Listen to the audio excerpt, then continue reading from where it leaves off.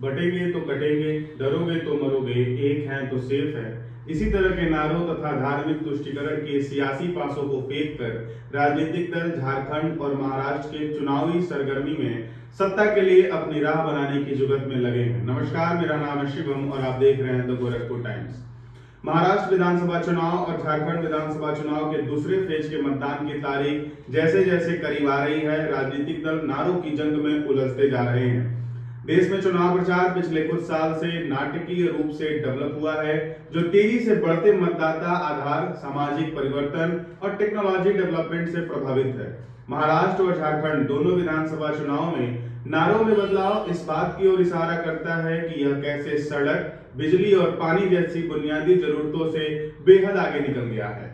झारखंड में भाजपा ने अवैध घुसपैठ, तुष्टीकरण, धर्मांतरण, भ्रष्टाचार, महंगाई, आरक्षण खतरे में है जैसे मुद्दे उठाए हैं और प्रधानमंत्री नरेंद्र मोदी द्वारा किए गए विकास कार्यों को गिनाए हैं। कांग्रेस ने संविधान बचाओ पर जोर दिया है, उसकी सहयोगी जेएमएम ने आदिवासी अस्मिता पर मेन फोकस रखा है। महाराष्ट्र में भी लगभग वही हाल है। भाजपा हिंदुत्व, राष्ट्रवाद और मोदी सरकार के कामकाज के नाम पर चुनाव लड़ रही है। कांग्रेस संविधान, आरक्षण और महाराष्ट्र के साथ केंद्र के कथित भेदभाव को मुद्दा बनाए हुए है। लोकसभा चुनाव में विपक्ष ने इस बात की हवा बनाई कि अगर एनडीए को 400 सीटें आ गई तो वह ओबीसी आरक्षण समाप्त कर देगा, संविधान बदल देगा, यह जानते हुए कि व्यवहारिक रूप से ऐसा करना असंभव है। एनडीए को लगा कि विपक्ष का यह नैरेटिव कारगर रहा, तो विधानसभा चुनाव में अब उसने भी यह नैरेटिव सेट करने की भरपूर कोशिश की है। प्रधानमंत्री सहित भाजपा नेता सत्ताधारी गठबंधन पर निशाना साधे हुए कह रहे हैं कि अगर उनकी सरकार आ गई तो आदिवासियों का आरक्षण खत्म कर मुसलमानों को दे दिया जाएगा। चुनाव हो और हमारे सियासतदान राजनीति में जाति और धर्म को ना लाएं, ऐसा कभी हो सकता है क्या? यूं कहिए, जाति, धर्म और सामाजिक बिखराव ही राजनीति का वास्तविक पोषक हो गया है।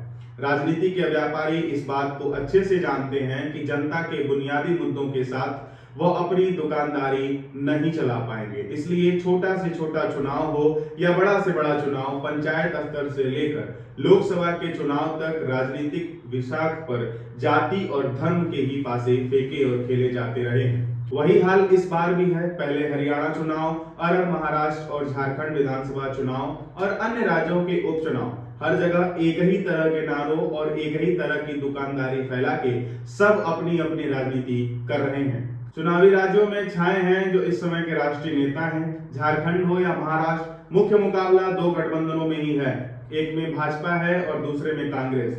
दोनों के साथ स्थानीय क्षेत्रीय पार्टियां हैं। दोनों ही राज्यों में सरकार का नेतृत्व स्थानीय पार्टियों के हाथ में ही है।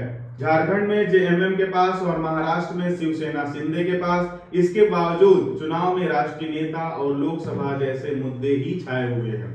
झारखंड में पहले चरण के मतदान के मद्देनजर प्रधानमंत्री मोदी 4 सभाएं और एक रोड शो कर चुके हैं।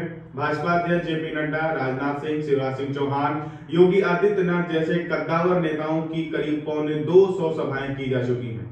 कांग्रेस अध्यक्ष मल्लिकार्जुन खड़गे और राहुल गांधी ने भी 4-4 सभाएं की हैं। उधर महाराष्ट्र में भी पीएम मोदी 4, गृह मंत्री अमित शाह 6, योगी आदित्यनाथ 2, राहुल गांधी 2 सभाएं कर चुके हैं।